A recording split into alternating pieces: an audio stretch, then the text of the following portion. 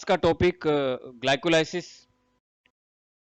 Glycolysis एक catabolic process है और हम ये जानते हैं कि इस अर्थ पर पादप फोटोसिंथेसिस के द्वारा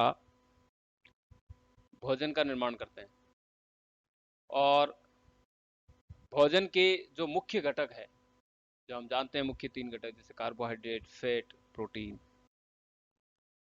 ये कैटाबोलिक रिएक्शन के द्वारा एनर्जी प्रोड्यूस करते हैं और यही एनर्जी जो होती है वो हमारे एनाबोलिज्म में काम आती है।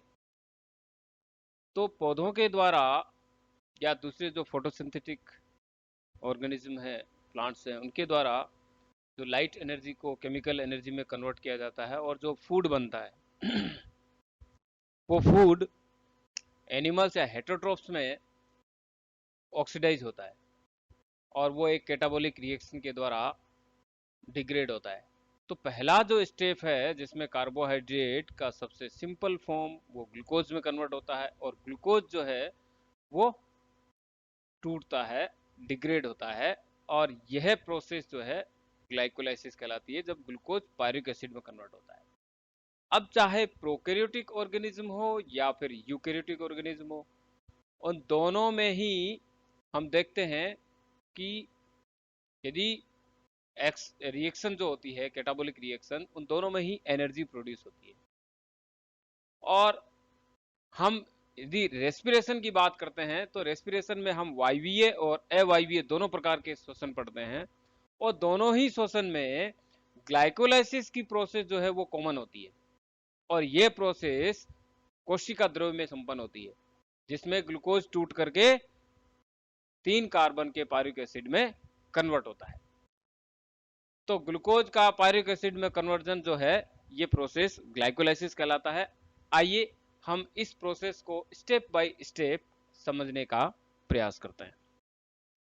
एक मेटाबॉलिज्म प्रोसेस जो होती है जिसमें एनाबॉलिज्म एंड कैटाबॉलिज्म होता है, उसका यदि हम ओवरव्यू देखें तो हम ये देखते हैं कि कुछ जो एनर्जी उत्पन्न करने वाले न्यूट्रिएंट्स होते हैं, जैसे हम बात कर रहे हैं कार्बोहाइड्रेट्स की, जैसे हम फैट की बात कर रहे हैं, प्रोटीन्स की बात कर रहे हैं, ये डिग्रेड होकर के एक एनर्जी पुअर मेटाबोलाइट्स बनाते हैं, यानी कि उसका एंड प्रोडक्ट जो होता है वो कार्बन डाइऑक्साइड, जल, अमोनिया, जो भी इसमें अंतिम उत्पाद बनता है। तो यह टूटता है, इसे कहते हैं कैटाबोलिज्म रिएक्शन, यानी कैटाबोलिज्म है, ये टूटता है और इसमें जो है वो एनर्जी मॉलिक्यूल जो है वो प्रोड्यूस होते हैं एटीपी और एनएडीपीएस के रूप में। और यही एनर्जी मॉलिक्यूल जो होते हैं वो प्रिकर्सर मॉलिक्यूल, चाहे वो amino acid, sugar, fatty acid या न्यूक्लियोटाइड्स, इनके साथ ये एनर्जी जो है यहाँ रिड्यूस होती है और एक लार्ज मैक्रोमोलिक्यूल्स के अंदर ये कन्वर्ट होती है, जैसे प्रोटीन है, पॉलीसेकेराइड है, लिपिड है, न्यूक्लिक एसिड है। तो ये जो है सेल्यूलर कंपोनेंट्स बनते हैं। ये एक मेटाबॉलिज्म का एक ओवरव्यू है। अब हम ये देखें कि जब कार्बोहाइड्रेट जो है वो टूट करके सिंपल फॉर्म में, सबसे सिंपलेस्ट फॉर्म जो है और स्मॉल मॉलिक्यूल जो है वो है ग्लूकोज, C6H12O6। अब ये ग्लूकोज जो है इसका भविष्य क्या है? ठीक है, तो फैट ऑफ द ग्लूकोज जो है यदि हम देखें वो अलग अलग फिजियोलॉजिकल कंडीशंस में, टिश्यूज में, अलग अलग जीवों में वो थोड़ा वेरी करता है। तो यदि एक इसका ओवरव्यू देखें ग्लूकोज का, तो ग्लूकोज का मॉलिक्यूल ग्लाइकोलाइसिस के द्वारा पायरुवेट एसिड में कन्वर्ट होता है, पायरुवेट में कन्वर्ट होता है ना, पायरुवेट एसिड या पायरुवेट कहते हैं आयन फॉर्म में। तो ग्लूकोज 6 कार्बन का है और पायरुवेट 3 कार्बन का है, इसका मतलब पायरुवेट एसिड के 2 कार्बन में ये कन्वर्ट हो जाता है ग्लाइकोलाइसिस के द्वारा। अब पायरुवेट एसिड जो है ये अलग अलग कंडीशंस में, चाहे वो फिजियोलॉजी, नीचे जो बात कर रहे हैं हम यहाँ पे कि फिजियोलॉजिकल कंडीशंस पे, टिश्यूज पे, ऑर्गेनिज्म किस टाइप का है ना, उसके ऊपर ये डिपेंड करता है कि अब ये आगे कहाँ जा करके इसका एंड प्रोडक्ट इसका बनेगा, कौन सा बनेगा। तो या तो ये फर्मेंटेशन होता है तो ये एथेनॉल में कन्वर्ट हो जाता है, एथेनॉल बनाता है। ठीक है, यदि ये कंप्लीटली डिग्रेड हो जाता है या ऑक्सीडाइज हो जाता है तो ये कार्बन डाइऑक्साइड और वाटर में निकल जाता है, जिसमें ऑक्सीजन इन्वॉल्व होती है। तो ये रेस्पिरेशन जो है ये वायवीय श्वसन कहलाता है। और एक जो है जिसमें एक्सरसाइजिंग जो मसल्स होती है, जिसमें इसमें भी एनारोबिक कंडीशंस होती है, जिसके अंदर जाकर के ये लैक्टिक एसिड बना लेता है। तो ग्लूकोज जो है वो अलग अलग कंडीशंस में अलग अलग इसका जैसी कंडीशंस होगी उसी कंडीशन में ये डिग्रेड होता है। अब हम ग्लाइकोलाइसिस को तीन मेन स्टेप में डिवाइड करते हैं, तीन अलग अलग स्टेज में। स्टेज वन जो होती है, जिसमें यदि हम देखें, इसमें पहली स्टेप में ग्लूकोज अणु पे फॉस्फेट आकर के अटैच होता है, यानी कि ग्लूकोज फॉस्फोराइलेटेड होता है, फॉस्फोराइलेट होता है। अब वो फॉस्फेट अणु जुड़ता है तो उसमें एटीपी के रूप में एनर्जी भी खर्च होती है और फॉस्फेट यहीं से जाके अटैच होता है। और सेकेंड स्टेप जो होती है, जिसमें 6 कार्बन की शुगर टूट करके 3 कार्बन के 2 मॉलिक्यूल बना देती है। तो यहां हम देख सकते हैं पहली स्टेप जिसमें हम ग्लूकोज को देख रहे हैं, ये ग्लूकोज मॉलिक्यूल जो 6 कार्बन का है, यहां पर पहली स्टेप के अंदर एक एटीपी इसमें कंज्यूम होता है, देन ग्लूकोज के साथ में एक फॉस्फेट आके अटैच होता है तो ग्लूकोज 6 फॉस्फेट। अगेन यहां पर ये आइसोमेरेज एंजाइम की प्रेजेंस में फ्रक्टोज में कन्वर्ट हो जाता है। हम यहां देख रहे हैं ये फ्रक्टोज के अंदर फ्रक्टोज 6 फॉस्फेट पे यहां पर एक एटीपी और कंज्यूम होता है, एनर्जी मॉलिक्यूल। तो ये पहली स्टेज जो है जिसमें 2 एटीपी जो है वो कंज्यूम होते हैं, इसमें खर्च होते हैं। और यहां पर ये फ्रक्टोज 1,6 बाई फॉस्फेट कहलाते हैं। तो बाई फॉस्फेट यानी कि एक ही मॉलिक्यूल पे आप देख रहे हैं 2 फॉस्फेट मॉलिक्यूल अटैच है। अब सेकेंड जो स्टेज होती है जिसमें ये टूट जाता है, 6 कार्बन का है और ये 3-3 कार्बन के अंदर शुगर में कन्वर्ट हो जाता है, 2 मॉलिक्यूल में। एक मॉलिक्यूल जो है वो डाई हाइड्रोक्सी एसीटोन फॉस्फेट है और दूसरा है ग्लिसरल्डिहाइड 3 फॉस्फेट। ये आपस में कन्वर्ट भी होते हैं, इंटर कन्वर्टेड है। और तीसरी स्टेप जो है, जो कि एनर्जी प्रोड्यूसिंग या एनर्जी यील्डिंग फेज जो होती है, जिसमें एनर्जी जो है वो उत्पन्न होती है। तो यहां पर एटीपी के मॉलिक्यूल जो है वो जनरेट होते हैं तीसरी स्टेप के अंदर। ठीक है, तो यहां इसलिए जनरेट होता है कि जो 3 कार्बन की जो शुगर है वो ऑक्सीडाइज होती है, ठीक है ना। तो और वहां पे जाकर के ये लास्ट में पारिक एसिड बनाती है। तो ये जो है थर्ड स्टेज जिसमें एनर्जी यील्डिंग स्टेज होती है। अब हम बात कर रहे हैं इसमें कि एक ग्लूकोज का जो मॉलिक्यूल होता है, एक सिंगल मॉलिक्यूल जो है हम देख रहे हैं, यहां पर हमने 3 स्टेप की बात करी है, 3 स्टेज की बात करी, स्टेज 1, 2, 3। अब पहली स्टेज के अंदर हम 3 स्टेप में इसको डिवाइड देखते हैं तो 2 एटीपी इसमें कंज्यूम होते हैं। तो पहली जो है जहां पर एनर्जी इन्वेस्ट हो रही है, ठीक है। और फिर इसके अंदर हम यहाँ पे देख पा रहे हैं कि 2 शुगर कन्वर्ट हो रही है, ठीक है। और 3-3 कार्बन की शुगर जो है ये completely and product pyruvic acid में कन्वर्ट होती है। तो यहां पर NADS भी एनर्जी मॉलिक्यूल बन रहा है और ATP भी बन रहा है। तो हम ये एनर्जी मॉलिक्यूल 3 और इधर से 3, इन दोनों को काउंट करेंगे तब जाकर के एक ग्लूकोज जो है पूरा कंप्लीटली ऑक्सीडाइज होता है, तो टोटल एनर्जी जो है वो काउंट होती है। अब हम पहली स्टेप देखते हैं कि ग्लूकोज का जो एक मॉलिक्यूल होता है, इसकी स्ट्रक्चर हमारे सामने है और यहां पर एक फॉस्फेट जो है वो अटैच होता है तो एटीपी कंज्यूम होता है। पहली स्टेप की बात करें, स्टेज 1, स्टेप 1। और इसमें जो एंजाइम होता है वो हेक्सोकाइनेज एंजाइम की प्रेजेंस में मैग्नीशियम आयन उपस्थित होते हैं। और ये काइनेज जो होता है ये एक फॉस्फेट को एटीपी से लेकर के कहां अटैच कर देता है, ग्लूकोज के ऊपर। इसलिए ये ग्लूकोज के ऊपर अटैच हो गया और यहां पर ये ग्लूकोज 6 फॉस्फेट बन गया। तो हेक्सोकाइनेज जो होता है ये और ज्यादा स्पेसिफाइड एंजाइम होता है और जो फॉस्फेट जो होता है उसको ट्रांसफर करने की क्षमता होती है एक शुगर से दूसरे शुगर में। तो स्टैंडर्ड जो गिब्स एनर्जी है वो भी यहाँ पे दिखाई गई है। तो ये पहला स्टेप है जिसमें एनर्जी कंज्यूम हो रही है। अब जो इसमें हम आगे देखते हैं कि ग्लूकोज 6 फॉस्फेट जो है वो कन्वर्ट हो रहा है फ्रक्टोज 6 फॉस्फेट में। तो ग्लूकोज 6 फॉस्फेट कन्वर्ट हो रहा है फ्रक्टोज में, तो एंजाइम जो काम आ रहा है वो है फास्फो, यहाँ पे फॉस्फोहेक्सोज आइसोमेरेज एंजाइम। तो ये दोनों एक दूसरे का आइसोमर है, बस स्ट्रक्चर चेंज हो गया, 6 कार्बन का है, ये भी 6 कार्बन का है, ठीक है।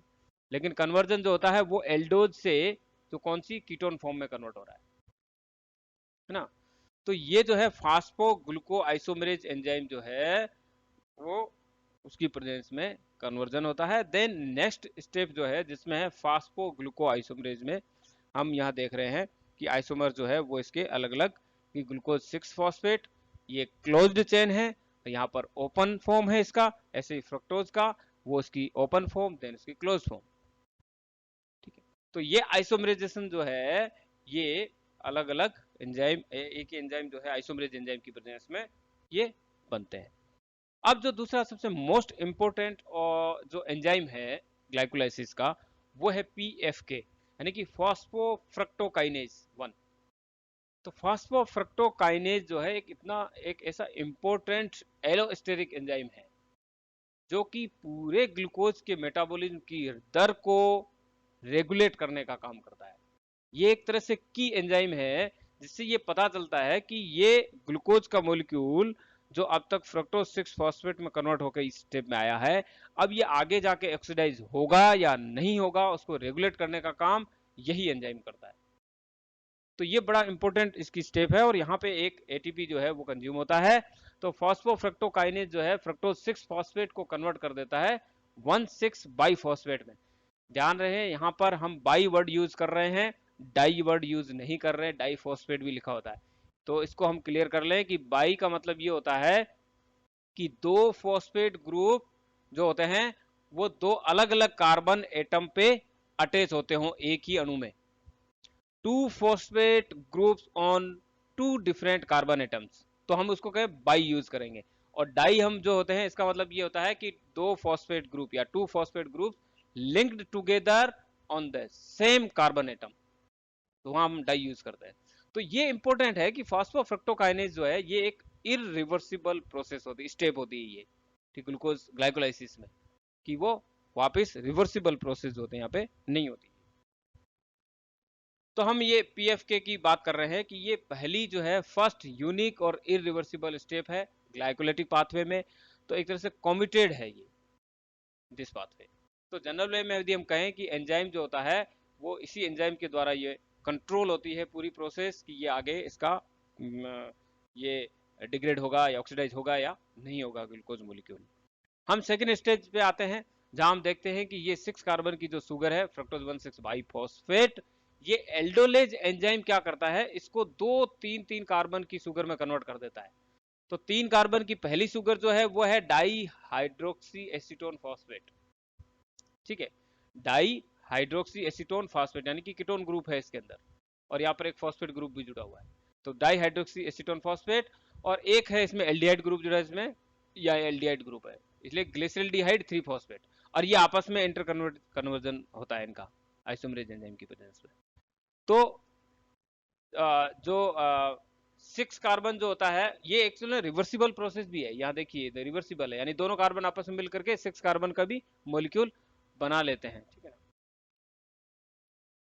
अब जो है हम आगे भी देखें, ये तीसरी स्टेज में हम एंटर करेंगे, इससे पूरी ये डाईहाइड्रोक्सी एसीटोन फॉस्फेट जो होता है ये ट्रायोज फॉस्फेट आइसोमेरेज एंजाइम की प्रेजेंस में आपस में ये आपस में इंटर कन्वर्जन है इनका, ये दोनों शुगर आपस में कन्वर्ट होती रहती है एक दूसरे में। तो ये एक रिवर्सिबल प्रोसेस है जिसमें ग्लिसरल्डिहाइड 3 फॉस्फेट जो होता है वो आगे की ग्लाइकोलाइसिस की रिएक्शन के लिए सबस्ट्रेट का काम करता है। ठीक है, तो डाईहाइड्रोक्सी एसीटोन फॉस्फेट यदि ग्लाइकोलाइसिस में चलेगा तो ये जो है शुगर इसमें कन्वर्ट होगी और ये जो है ग्लाइकोलाइसिस को आगे बढ़ाएगा, ग्लिसरल्डिहाइड 3 फॉस्फेट आगे रिएक्शन को बढ़ाता है। अब हम आगे देखते हैं कि ये जो 3 कार्बन का ग्लिसरल्डिहाइड 3 फॉस्फेट जो है ये इसका आगे का इसका रिएक्शन स्टेप्स क्या होती है, ये कहाँ कन्वर्ट किस में होता है। तो यहाँ पर डीहाइड्रोजिनेज एंजाइम काम करता है, ग्लिसरल्डिहाइड 3 फॉस्फेट डीहाइड्रोजिनेज एंजाइम, ये इस एंजाइम की बात कर रहे हैं हम। और ये स्टेज तीसरी स्टेज है जिसमें तीसरी स्टेज को हम कह रहे हैं कि ये एनर्जी यील्डिंग या एनर्जी प्रोड्यूसिंग फेज है। तो वो कैसे, यहाँ पर हम देखते हैं कि ग्लिसरल्डिहाइड 3 फॉस्फेट एक इनऑर्गेनिक फॉस्फेट जो होता है वो आकर के इस पे अटैच होता है। यहाँ पर डीहाइड्रोजनेज एंजाइम है तो इसने NAD को डीहाइड्रोजनेज एंजाइम की प्रेजेंस में ये NADH के रूप में एक एनर्जी मॉलिक्यूल बनाता है। साथ ही इनऑर्गेनिक जो फॉस्फेट होता है वो एक ऑर्गेनिक मॉलिक्यूल जो है ये एटम जो है यहाँ पे अटैच हो गया, किस पे, ग्लिसरल्डिहाइड 3 फॉस्फेट पे। तो एक फॉस्फेट तो पहले से ही थे यहाँ पे और एक फॉस्फेट और आ गया तो डबल फॉस्फेट हो गया, एक ही हो गया, 2 फॉस्फेट हो गए, तो 1,3 बाइफॉस्फेट हो गया। हम बाई वर्ड यूज कर रहे हैं क्योंकि एक ही मॉलिक्यूल के दो अलग अलग कार्बन पे ये फॉस्फेट ग्रुप जुड़े हुए हैं, है ना।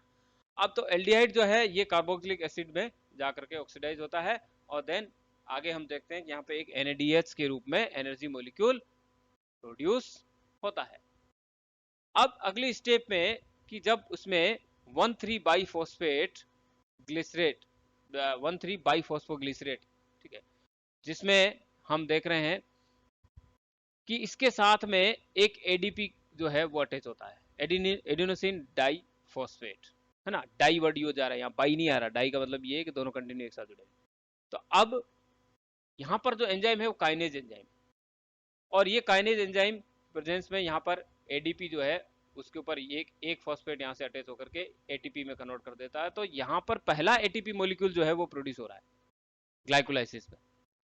तो इस प्रकार हमको ये ध्यान देना है कि ये तो 3 कार्बन की शुगर से एक ATP बना है, इसका मतलब दूसरे भी शुगर 3 कार्बन की बची हुई है, तो वहां भी उस स्टेप में एक ATP और बनेगा। तो ग्लूकोज के हिसाब से यदि हम उसको काउंट करेंगे तो इस स्टेप तक 2 ATP बन चुके होंगे, है ना, यानी 2 कंज्यूम हो चुके पहले स्टेज 1 में। अब स्टेज 3 के अंदर 2 ATP ग्लूकोज के हिसाब से एक ग्लूकोज मॉलिक्यूल में यहाँ पर इस स्टेज तक बन चुके हैं। तो अब जो एनर्जी के हिसाब से यदि पॉइंट ऑफ व्यू से देखा जाए तो जितनी एनर्जी कंज्यूम हुई थी उतनी जो है वो प्रोड्यूस होगी, बराबर हो गया। अब हम बात करते हैं इसमें अगली स्टेप की। अगली स्टेप में यहाँ पर एक जो फॉस्फेट जो है वो निकल गया, तो अब बच गया 3 फॉस्फोग्लिसरेट। तो 3 फॉस्फोग्लिसरेट जो है यहाँ पर म्यूटेज एंजाइम काम करता है, और ये म्यूटेज एंजाइम केवल फॉस्फेट को शिफ्ट करता है, इस फॉस्फेट मॉलिक्यूल को शिफ्ट करता है। तो इस कार्बन से ये शिफ्ट होकर के कहाँ आ जाएगा, इस कार्बन पे आ जाएगा। तो यहाँ पे ये बन गया 2 फॉस्फोग्लिसरेट। तो फॉस्फेट की पोजीशन जो है वही चेंज हुई है, तो 2 फॉस्फोग्लिसरेट में कन्वर्ट हो गया। अब अगला जो इसमें स्टेप आ रहा है वो है डिहाइड्रेशन रिएक्शन, जिसे हम कहते हैं कि 2 फॉस्फोग्लिसरेट जो है वो इनोलेज एंजाइम की प्रेजेंस में ये किस में कन्वर्ट होता है, PEP, फास्फोइनोल पायरुवेट। हम पीछे के जो लेक्चर में चर्चा कर चुके हैं, ये फास्फोइनोल पायरुवेट का एक कॉमन सबस्ट्रेट है, जो हम C3 में भी देखा हमने, C4 के अंदर भी हम देखे, C4 साइकिल में, केम साइकिल के अंदर, ठीक है। तो वहां पर ये PEP जो होता है ये कार्बन डाइऑक्साइड या कार्बोक्सिलेशन के लिए सबस्ट्रेट का काम करता है, सबसे पहला उसके साथ रिएक्शन करता है। तो PEP में ये कन्वर्जन होता है, तो इसमें एंजाइम जो है वो इनोलेज एंजाइम है। अब हम बात कर रहे हैं इसमें लास्ट स्टेप जो है ये इसकी ग्लाइकोलाइसिस की, जिसमें ये PEP फास्फेनोल पायरुवेट यहाँ पर एक ADP और अटैच होता है, और चूंकि इनोल ग्रुप जो होता है वो फॉर्म जो होती है वो अनस्टेबल होती है। तो इनोल अनस्टेबल फॉर्म होती है, तो ये कन्वर्जन जो होता है इसका वो कीटोन ग्रुप में होता है, जाके सीधा कीटो फॉर्म में। तो ये तुरंत पायरिक एसिड में जाकर के कन्वर्ट हो रहा है, एंजाइम काइनेज है, तो एक ADP इसमें कंज्यूम होगा तो एक ATP यहाँ बन जाएगा। तो दूसरा एनर्जी मॉलिक्यूल जो है वो यहाँ प्रोड्यूस हो गया 3 कार्बन से। इसका मतलब ये हुआ कि 3 कार्बन की एक शुगर और बची हुई, 2 ATP यहाँ बन गए, है ना। तो ओवरऑल यदि देखा जाए तो स्टेज 1 में 2 ATP कंज्यूम हुए थे, स्टेज 3 के अंदर यदि हम देखा जाए तो 4 ATP मॉलिक्यूल जो है वो बन चुके हैं 3-3 कार्बन की शुगर से, ठीक है। तो यहाँ पर जो ATP प्रोड्यूस हुए हैं ये हमें ध्यान रखना है, ये ATP substrate level phosphorylation reaction basis पे बना है, ठीक है। यहाँ पे किसी भी प्रकार का कोई एटीपेज एंजाइम नहीं काम कर रहा है कि जिससे ये ATP बने हो। तो इसको हम उस ETC का जो सिस्टम होगा, इलेक्ट्रॉन ट्रांसपोर्ट चेन वाला, तो उससे हम उसको कोरिलेट नहीं करेंगे, लिंक नहीं करेंगे। अब ओवरऑल यदि हम देखते हैं कि ग्लूकोज से जो पायरुवेट बना है, तो ग्लूकोज का मॉलिक्यूल जिसमें 2 इनऑर्गेनिक फॉस्फेट, 2 ADP लग गए, 2 NADH लग गए, देन 2 पायरुवेट बने, 2 ATP बने, 2 NADH, ये नेट रिएक्शन है एक तरह से। तो हम देखते हैं कि 2 नेट ATP बनते हैं और 2 NADH बनते हैं।